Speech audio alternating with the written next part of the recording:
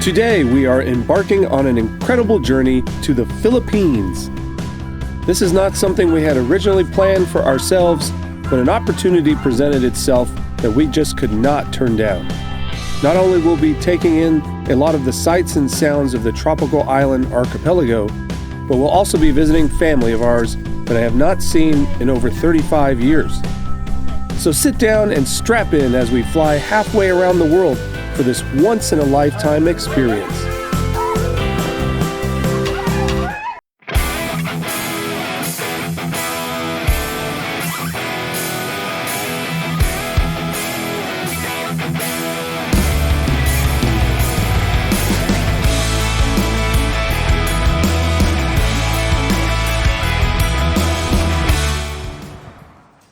All right, I think we're almost set for our long journey to the Philippines. Our Uber is here.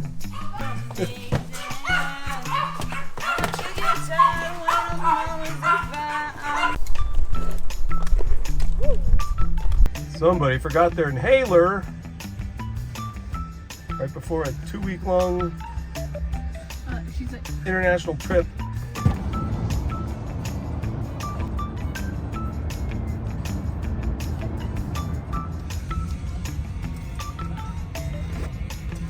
Had some send-off food. We're ready to get to our gate.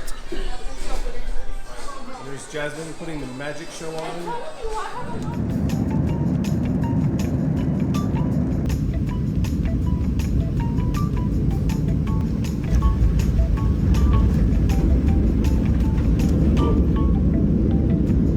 All right, we made it to our hotel room in Phoenix, the Hampton Inn, Phoenix Airport North. But we're not going to get a whole lot of sleep before tomorrow, but we got to be back at 4 a.m. And we're getting at LA at 7 a.m. Yeah. Next stop is LA. Next stop is LA, and then we go to Hong Kong. That's right. I'm scared.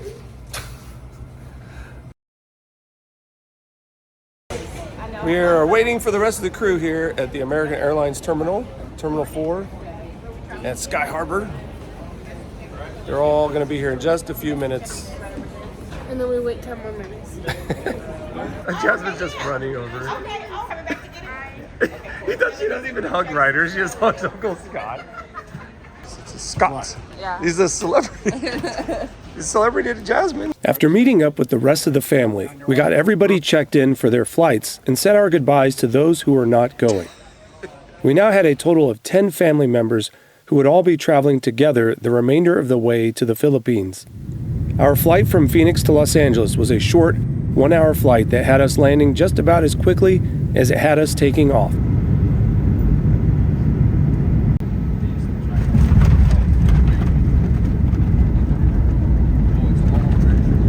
This quick flight would be a tease though, as the next leg of the trip would be the longest out of the 10 total flights of this entire journey.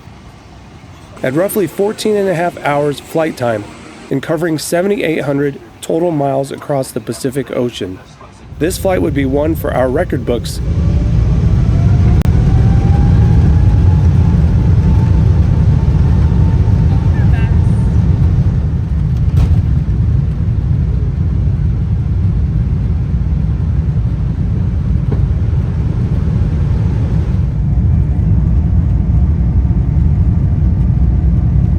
And would definitely be testing everybody's patience. To make things worse, we were running off of very little sleep, and there would be a 15-hour time difference between LA and Hong Kong. And once we were there, we would have a roughly 13-hour layover before our next flight.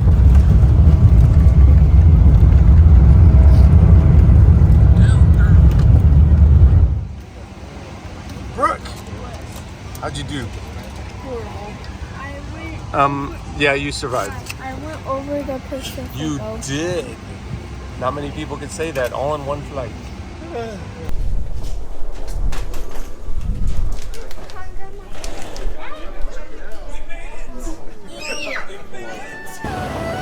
Well, we are on the other side of the planet now, on the Asian continent. Hong Kong, China. Well, at the airport.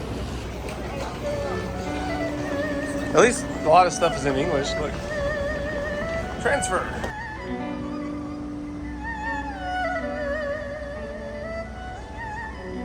That's just duck.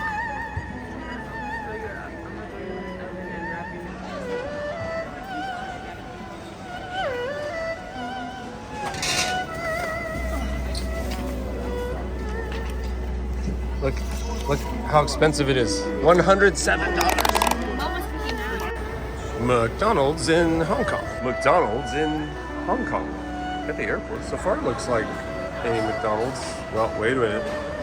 Big Mac, big hearts. Chicken Big Mac? Crispy thigh. Crispy Thighs collection. What is this? KFC? After finding different ways to kill 13 hours at the humongous Hong Kong airport, which included catching some shut-eye, it eventually became time to board our connecting flight to Manila. The Thrilla in Manila! All right, we are on our final leg to Manila. Brad and Ryder left on another flight. They're about an hour and 40 minutes ahead of us. And my mom, John, my brother Len and Rochelle are seated ahead of us. We're in our own little separate area. See, not as big as the last plane, but it's still multi-aisle aircraft. And we still get our cool map. Here's today's leg, Hong Kong to Manila.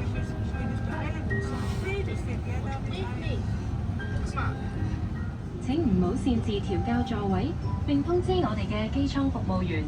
You can place any small items underneath the seat in front of you. 你可以將細件嘅物件放喺前面嘅座位後。And a little water. Look at this little cute water. Looks like you. Yeah, it does. It looks yummy. As we approached the Philippine Islands, the anticipation in me was building. It was really starting to sink in that I was finally returning to a very special place. It had been around 35 years since I last stepped foot on this island nation which, 10 years prior to that, a certain automotive YouTuber was born. In 1978, a young U.S. Air Force graduate by the name of James Kessinger got his first overseas assignment to Clark Air Base in the Philippines, and shortly after, met a young Filipina woman named Faye Oro. The two hit it off well, and before you knew it, they were married and had a son, yours truly. And roughly 5 months after that, they got orders to head back to the States, and well, the rest is history. That is, until they divorced 20-something years later. But anyways, yeah, this place is very special to me. Our landing went smoothly, and going through customs was mostly a breeze, but we soon found out that most of our luggage did not make it, and there was no specific ETA on when or if they would arrive altogether. It appears they've lost at least one of our suitcases, if not more. Although we've got quite a bit of them now, so it's a little reassuring, but it's really frustrating, bittersweet. But once we filed our claim with the airline and came to grips with the situation, we stepped outside into the great city of Manila for the very first time, for some, and the first time in a very long time for others. We met up with our driver, RJ, who is a friend of my sister-in-law, Rochelle, and he would be navigating us through the crazy streets during our time spent in and around the Manila area. Oh, yeah. And crazy these streets were. Inundated with a recent influx of motorcycles and scooters that crisscross and push their way in and out of traffic at will and get extremely close to your vehicle. I can say I was almost certain that had I been driving, I would have gotten into some kind of fender bender right off the bat. RJ took us to the place we'd be spending our nights here in Manila, the Azure Urban Resort Residences. Made up of mostly condos with both full-time and part-time residents. This place was an okay place to spend the night, but wouldn't be what some back in the US would consider a resort to be. You have to remember that the Philippines is a developing country, and some things we consider to be essential services in the US are never guaranteed. clean tap water, indoor plumbing, air conditioning, and even electricity could easily be considered luxuries in many parts of the Philippines. All the traveling at this point had us exhausted, and many of us took a short nap. But just a few hours later, we met up with some family members at a nearby mall and had a delicious dinner at a Japanese restaurant. After doing a bit of shopping after dinner to help replenish some of our missing wardrobe, we arrived back at the condo only to find out there was no power. There's a circuit breaker to the left. It's not always. I'm near the counter. Has anything been tripped? It turned out that the power is on a pay-as-you-go service, and we were supposed to have shut the power off before leaving. Once we got that straightened out, many of us were ready to call it a night. There's a lot of motorcycles and bikes here. Yes, there are. We're waiting for our ride to come get us Where are we going? to eat and meet some family or somebody.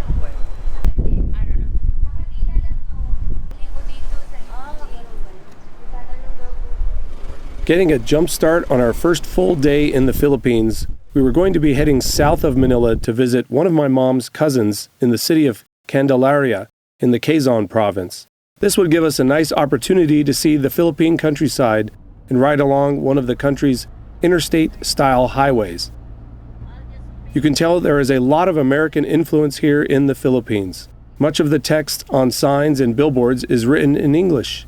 The traffic drives on the right side of the road, which is in contrast to other Southeast Asian countries as well. Also, American food is a big influence, with many stateside fast food options, such as McDonald's, Wendy's, KFC, being scattered all over the place, although with menus that cater more to the local cuisine. These McDonald's breakfast bowls were actually really delicious, and one of my favorites. Most interesting McDonald's breakfast yet. All right, we're walking over from McDonald's to 7-Eleven. I feel like we're in the States. But we are not. We are clearly not. Oh my God, air conditioning. Ooh. Look at this. This is like Chinese or something.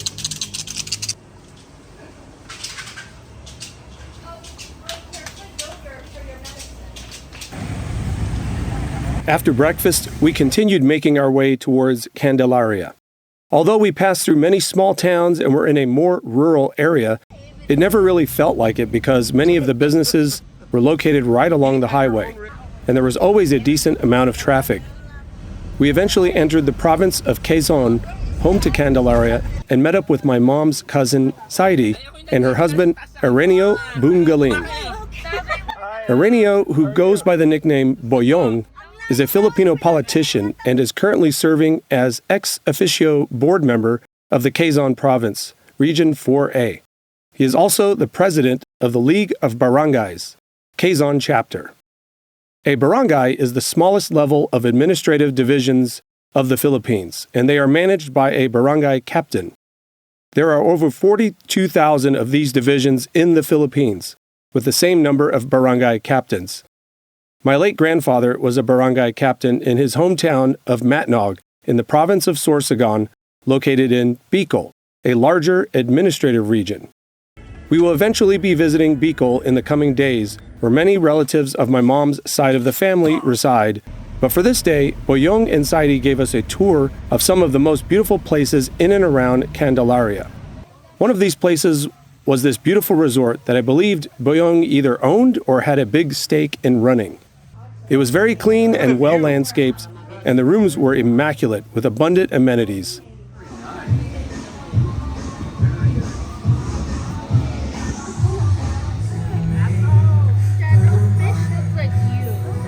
Afterwards, he treated us to a wonderful Filipino lunch with sinigang or shrimp soup and crispy pata, a dish consisting of deep-fried pig trotters or knuckles served with a soy vinegar dip. The food was absolutely delicious and helped recharge us after running around in the Philippine heat and humidity. At this point, we were being escorted around in a special motorcade of Boyong's. Being a high-level public official has its security risks, and it was becoming increasingly apparent to us that Boyong's position was a pretty important one. After lunch, we headed over to a local mall to do a bit of shopping. Our luggage was still displaced at this point, and we were in need of some good replacement swimwear. Okay, now that we've bought half the store. Really, half the store? Hi. Once we got what we needed, we headed back in our motorcade and swiftly made our way to a place that is a unique and popular attraction in the region, the Villa Escudero Plantation and Resort. Here we had yet another meal at the La Basin Waterfalls restaurant. The waterfall was actually a spillway for a small hydroelectric power plant. This made for a very cool setting to sit and eat some delicious food while actually being in the waters coming from the spillway. Ooh, plantains. Oh, delicious. Look at the food. With the record high temperatures, the cool water was a welcome relief.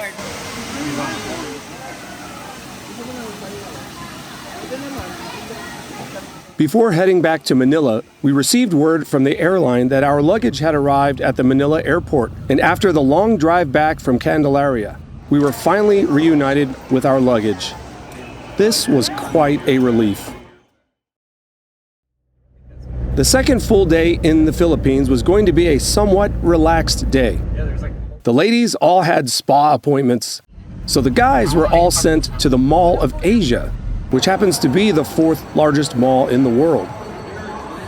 Here they had on display this Mitsubishi Montero Sport, a vehicle that isn't currently available in the US. But I sure would like to see it, if anything, for this reason alone. Manual? Yeah! The fun stick! Wait, that doesn't sound right. A vast majority of vehicles in the Philippines still use a manual or standard transmission. Being an automotive enthusiast from the US with an affinity for driving a manual, this was just very awesome for me to see. Later on, we reunited with the ladies for dinner at a Filipino buffet that was located along Manila Bay. It was here that we'd also meet up with one of my cousins, Janet, and her husband, Arman, and their two lovely daughters, Jareen and Arshine, who also had a friend who was tagging along with them. It was cool to finally meet one of my cousins on my mom's side of the family, and for our girls to meet their second cousins from the other side of the world.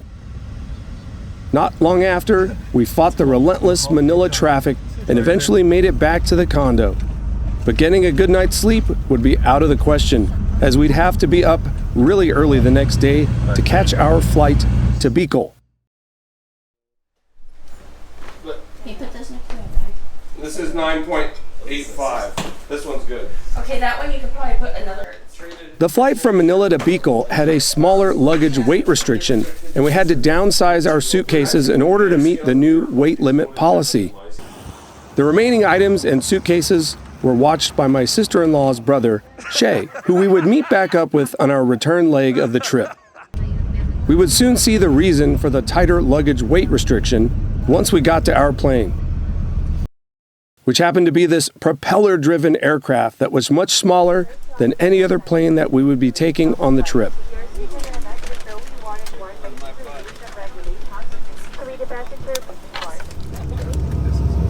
Stop it.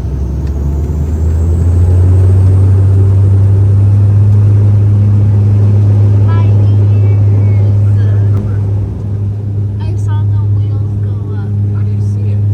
From over here, from this window. I can't remember the last time I rode in a prop plane, but this sure did add a unique experience to our trip. The flight lasted just over an hour, and although Bicol is located on the same island as Manila, to traverse the same distance by automobile would take many more hours and wouldn't be as pleasant of a ride.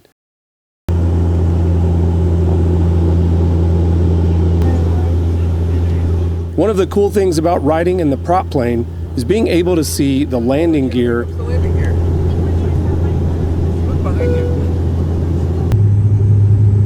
As we descended into Bicol, you could see many little hills covered in a blanket of coconut palm trees.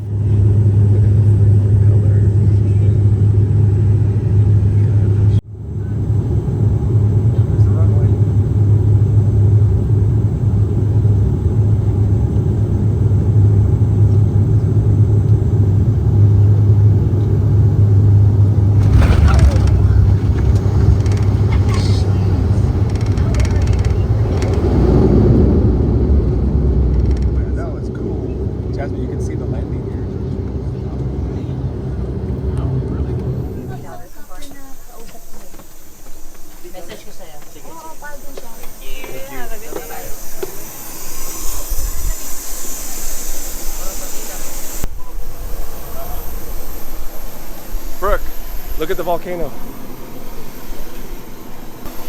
It's smoking. It looks like it's like an actual. It's gonna explode. Once we exited the plane, we were treated to this amazing view of the Mayon volcano.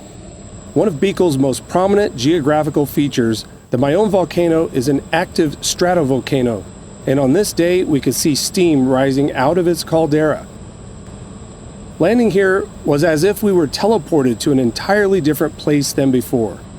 The morning air was humid, but somewhat cool and refreshing. After grabbing our luggage, which they did not lose, thankfully, and hopping in a local van, we decided to head over to check out the Cagsawa ruins. Not only does this place provide an excellent view of the Mayon volcano, but it is also the location of a 16th century Franciscan church that became mostly buried by an eruption of the Mayon volcano back on February 1st, 1814.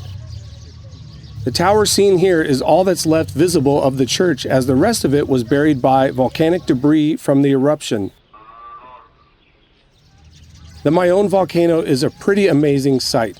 The top of the almost perfectly shaped cone stands 8,081 feet above sea level, and since most of the land surrounding it lies below 500 feet in elevation, this provides an amazing relief and prominence to this striking geographical feature.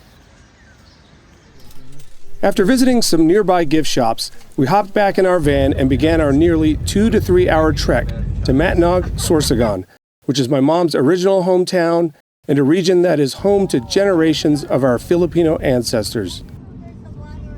After about an hour or so, it was around lunchtime, so we ate at this Jollibee restaurant in Sorsogon City.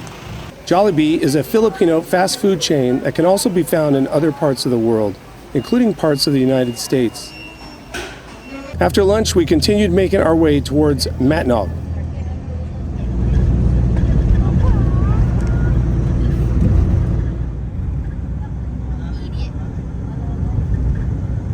Before reaching the town of Matnog, we made a turn down an unspecified local street, and it was here that we were finally going to meet my only living grandmother.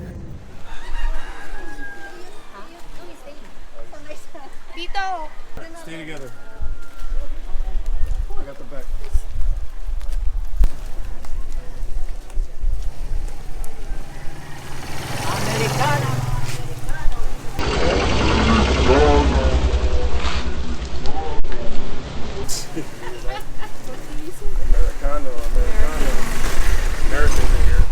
I knew as a group we probably stuck out like a sore thumb against the locals. But when that man on the bike yelled out, "Americanos," or Americans, it really struck me how rare it must be for a large group of Americans to just be walking down the street in this remote region. You and Daddy have the Philippines.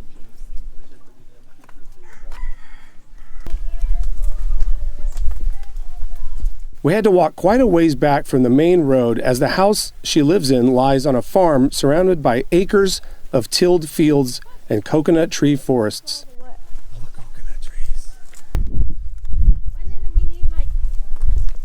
All right, we're walking out to where my grandma lives. You can see it's not in the most common area.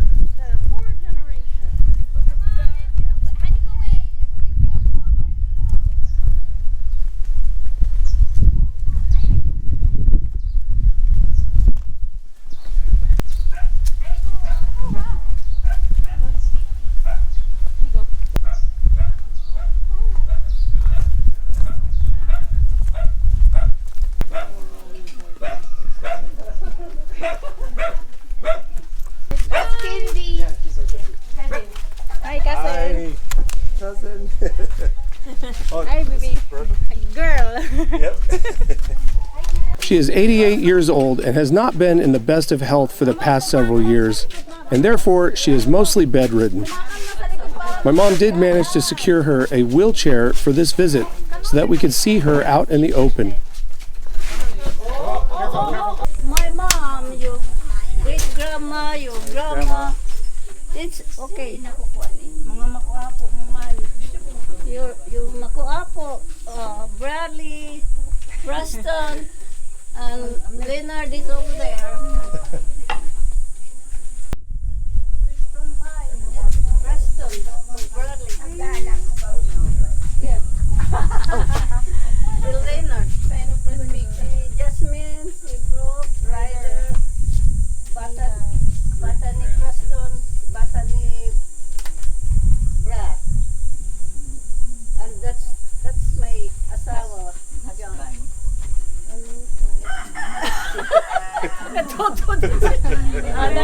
Jessica, ano mo?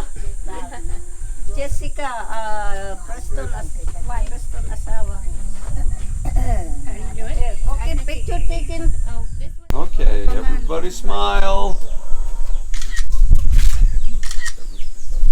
There you go. All right. No, you. Okay. I can't really describe how awesome it was to be able to visit my grandma and family here, not just in the Philippines, but in Bicol. The only one missing from the American descendants of the Oro family was my brother Scott, although he was at least able to come out and visit back in 2016. 2, 1, smile. Here, 1, 2, 3. After taking numerous photos, we hung out for a little while and got to see what life was like here on the farm. There she is with her horse. You're getting to see like how people live. Well, that's how angry he is. We tried some Filipino gin, and my wife and I became instant fans.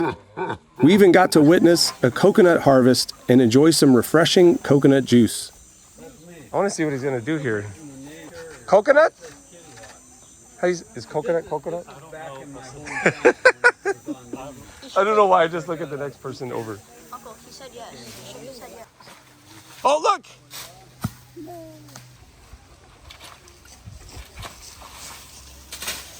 Oh, we got a whole bunch. A couple of them broke. He's checking him. He's like, is this one good? What do you say, Oppo? Boko? Broken? Wow, we got one busted open. It's just kind of... Oh, one busted open. Actually, A little bit. bigger than it is. Yeah, 1, 2, 3. Oh, there we go. Oh, look at all that juice. Bakit di na lang natin itapon ng sabaw? Parang yun ako nakakaraw. There. Of course, with more than this. I did not know this. Look here, Oh, Jasmine, yeah. look. Because I love. Where's your coconut? You want to open? He's like, easy meal. 1, 2, 3. 1, 2, 3.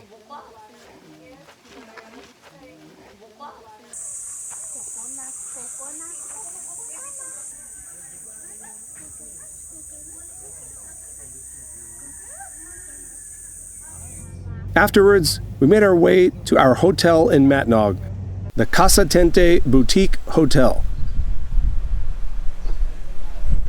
which lies right along the shoreline, not too far from the port of Matnog.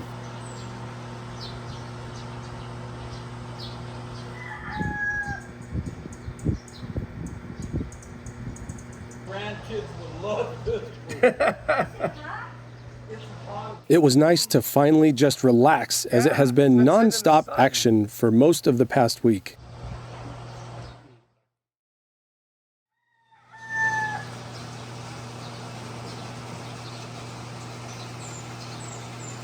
The mornings in Matnog are peaceful and beautiful. Time here moves at a much slower pace.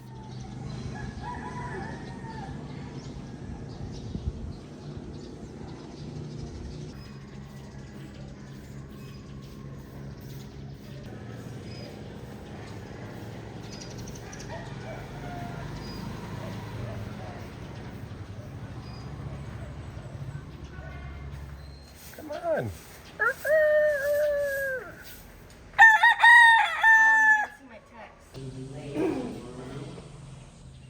Today's beach day. I know. One of the employees at the hotel had this little puppy that Brooke just absolutely adored. Oh God, here we go. Today we were going to be heading out to Subic Beach, which is located on a small island just to the south of Matnog.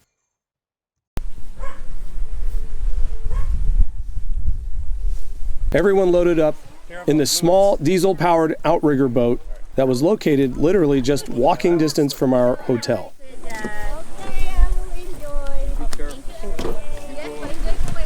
At least. Chico, you sit here on the end. Okay. Right.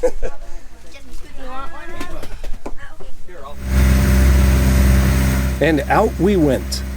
The scenery here was absolutely amazing. Crystal clear blue and turquoise blue waters, with scattered islands blanketed with thick forests and coconut palm trees. This was a literal paradise. Before arriving at the beach, we stopped at this local tourist attraction located on the same island as the beach called the Kalintaan Wishing Cave.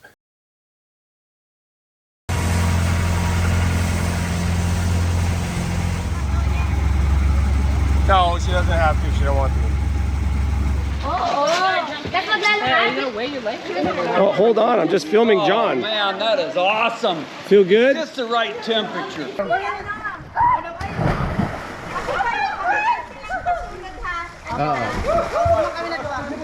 Oh, well, Jessica's video. You gotta go down the steps. Oh, I thought you were Brooke. Sorry.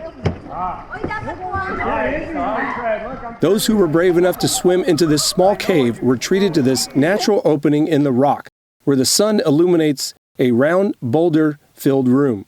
The weather and tide conditions have to be just right in order to experience this wonderful attraction.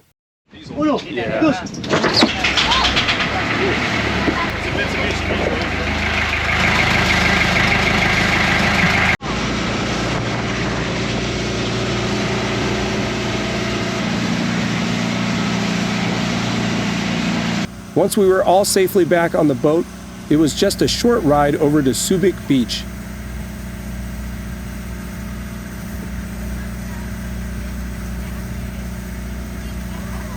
This was the most beautiful beach I have ever been to. The water was crystal clear and was actually somewhat cool and refreshing considering how hot the air temperature was and how close we were to the equator. It was the picture-perfect beach setting. Mom, can I go to John?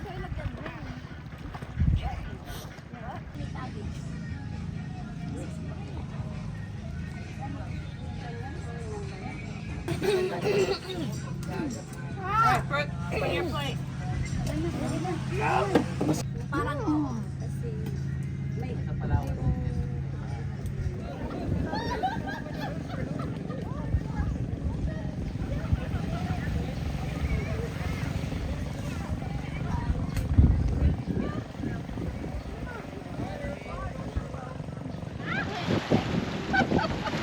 Wait, we need to distribute the weight evenly. If me and Brad are on the same side, then... All right, I'll go. Okay, go! 7 minute rider. You guys are gonna get a workout. Oh, we can switch.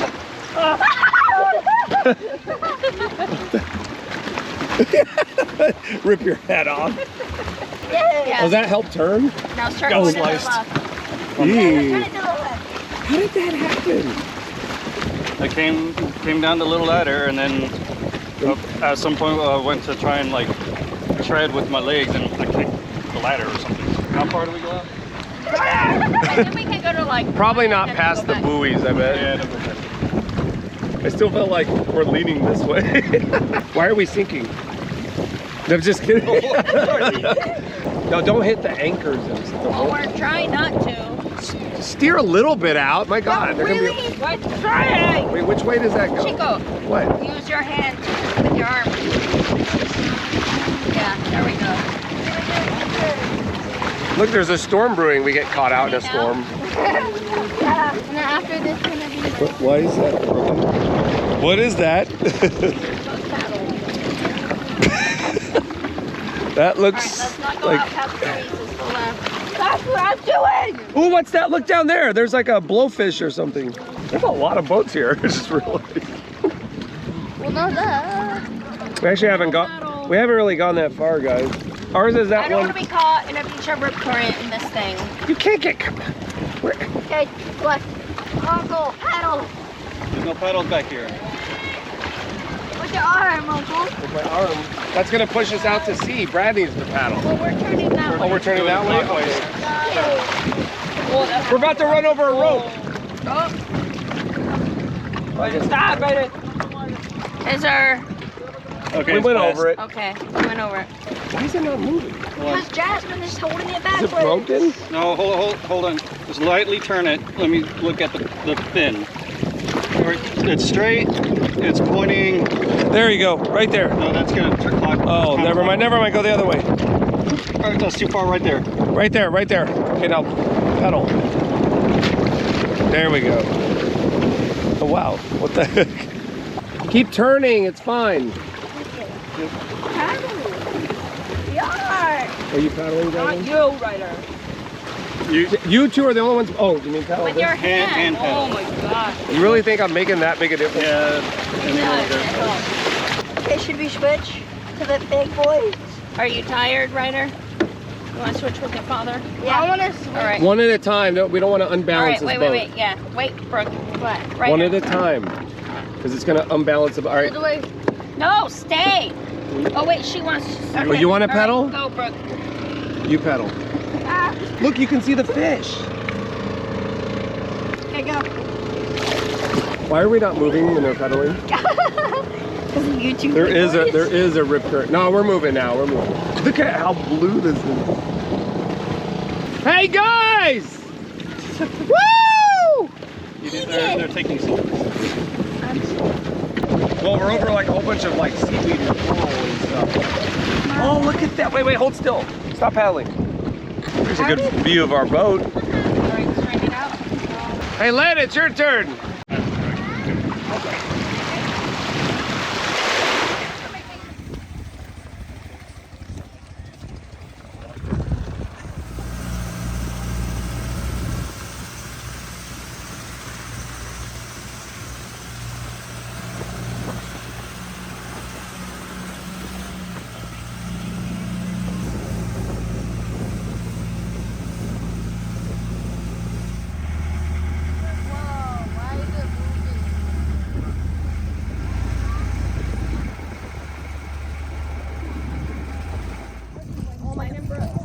Afterward, we had the opportunity to swim with some fish at the Huag Fish Sanctuary.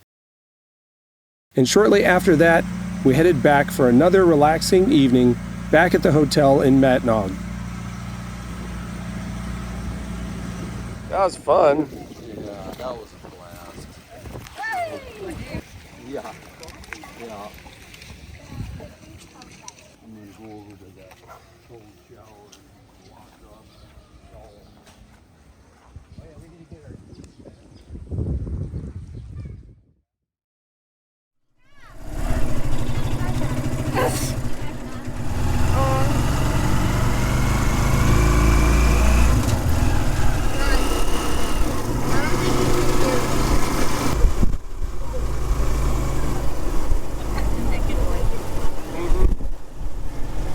Our final day in Matnog was spent visiting some of the places of my mom's childhood growing up in and around the area. This church, called the Santo Nino Parish Catholic Church, was my mom's childhood church growing up. Look, they're on the ceiling too. Look way up there. Hey, what's up, baby girls? How you doing? Baby girl.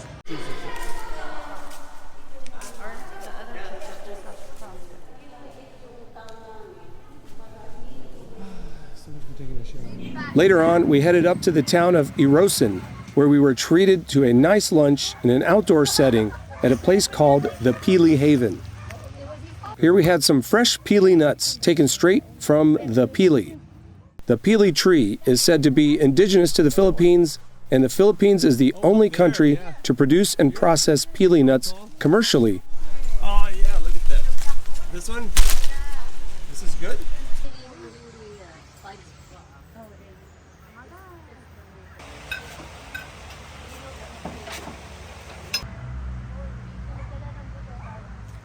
After lunch, we began making our way back to Matnog.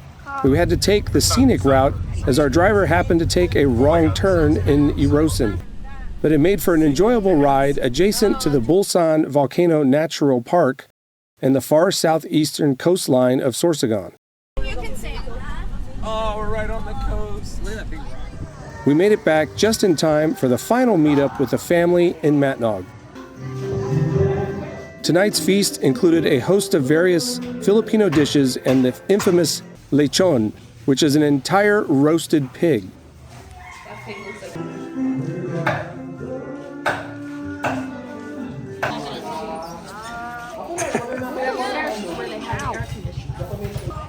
Hello!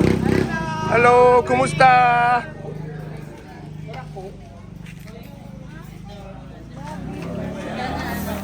Like traditional Bicol food.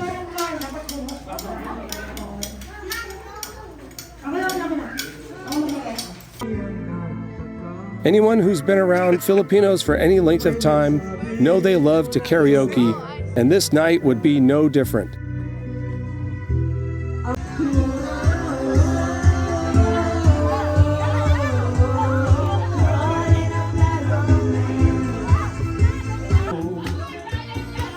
Ten en cuenta todo mundo, ojos verdes, todo, y todos los recuerdos, todo,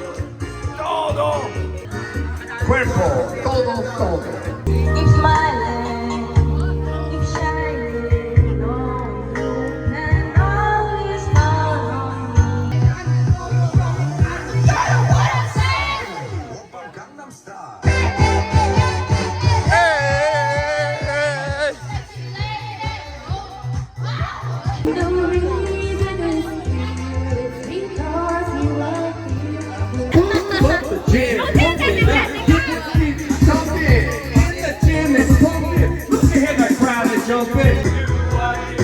It was an amazing night of singing and dancing. Well, if you can call it singing.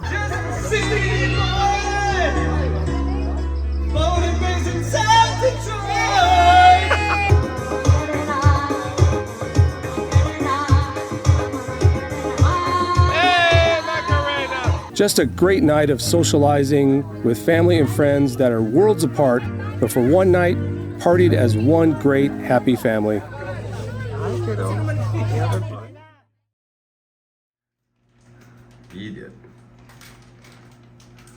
Back to the sleepless nights we go, as we were once again leaving under the cover of darkness. And for good reason, as our returning flight to Manila had an even earlier departure time than expected of 6:40 a.m., and we still had a roughly 74-mile drive to get to the airport. Not all of us were heading back, as Mom and John were spending about a week longer in the Philippines, with most of that time being spent in Bicol. And once back in Manila, Len and Rochelle would be staying there for about a week longer as well. Bicol gave us its best send-off as we had this amazing view of the Mayon volcano from the left side of the aircraft as we circled around it.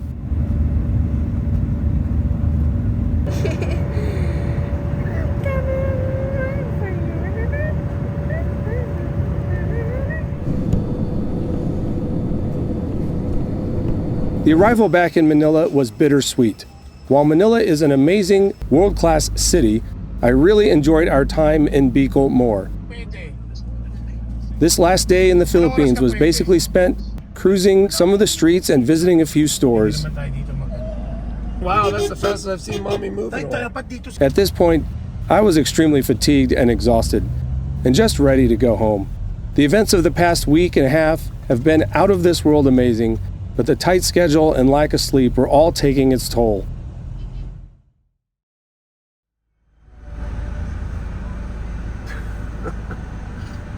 RJ, look at that Toyota, it's all lifted. Toyota Fortuner. It's like my Jeep.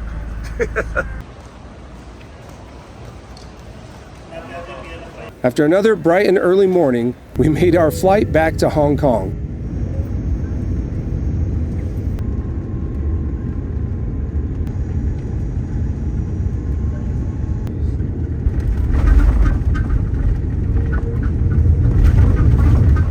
And this time, the Trans-Pacific flight from Hong Kong back to Los Angeles was only going to be a 13-hour one instead of 15, thanks to being able to take the Great Circle route over the Pacific and having a tailwind from the westerly winds of the mid-latitudes.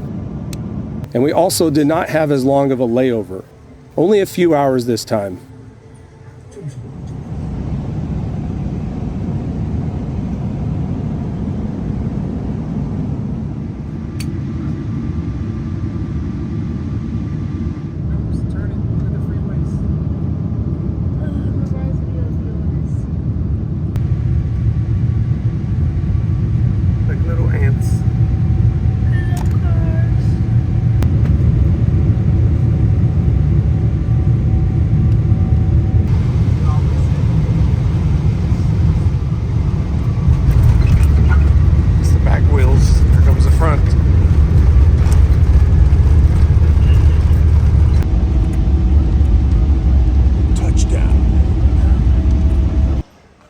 After a pretty rough 13 hours for some of us who were feeling ill and really fatigued, we finally landed back in the United States of America.